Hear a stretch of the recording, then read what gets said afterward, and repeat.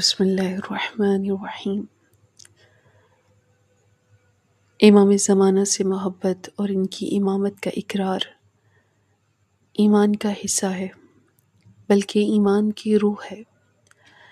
انسان اس دنیا میں رہتے اپنے لیے بہتر سے بہترین چیزوں کا انتخاب کرتا ہے۔ وہ اپنی زندگی کی شروعات میں بہترین درسگاہ کا انتخاب کرتا ہے تاکہ وہ کامل علم پا سکے۔ اپنے لیے بہترین استاد منتخب کرتا ہے تاکہ وہ اپنی عقل کو کاملیت کا درجہ دلوا سکے، مگر حیات کی منازل کو پھلانگنے پہ سوچ یہ اس کے دامنگیر ہوتی ہے کہ انسان کسی نہ کسی درجے پہ کم عقل ہے، بے علم ہے، اور انسان 40 یا 50 کی عمر تک فقط غلطیوں سے ہی سیکھتا ہے۔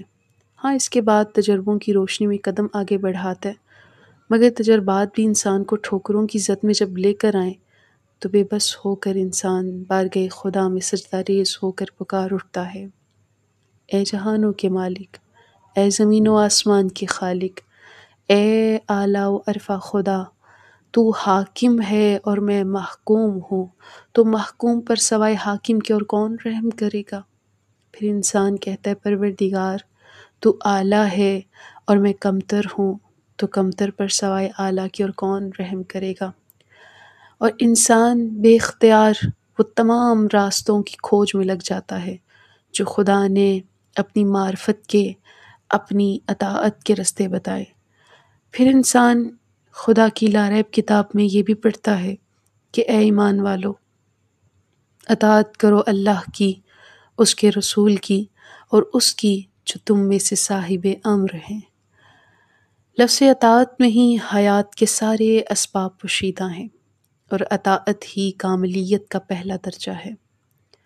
معراج عبادت اطاعت میں ہی پوشیدہ ہے اور کامل عقل کا پہلا زینہ ہے، مگر اطاعت کرنے سے پہلے اطاعت کا مفہوم ہم پر واضح ہونا چاہیے کہ خدا اپنے ساتھ، اپنے رسول کے ساتھ کیسی ہستیوں کی اطاعت کا حکم دے رہا ہے۔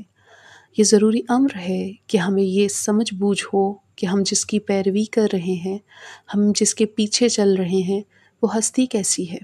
ہم جسے اپنا استاد سمجھ رہے ہیں، آیا وہ استاد اتنا کامل ہے کہ ہماری دنیا کے ساتھ آخرت کو بھی سنوار سکے؟ ہم جسے اپنی عقل کامل کرنے کے لیے ساتھ لے کر چل رہے ہیں، کیا وہ اتنا خود کامل عقل کا مالک ہے کہ وہ ہماری غلطیوں اور کوتاہیوں کی نشاندہی اس انداز میں کر سکے کہ ہم اپنی درستگی کرتے ہوئے اس دنیا میں بھی خیر کا دامن پکڑ سکیں اور آخرت میں بھی خیر کو پا سکیں؟ انشاءاللہ آنے والی مختلف آڈیوز میں ہم یہ بیان کریں گے اور کوشش کریں گے کہ اس موضوع کو سمیٹ سکیں، اور خداوند متعال ہمیں کامل اور بہترین انسان بننے کی توفیق خیر عنایت کریں۔ آمین ثم آمین۔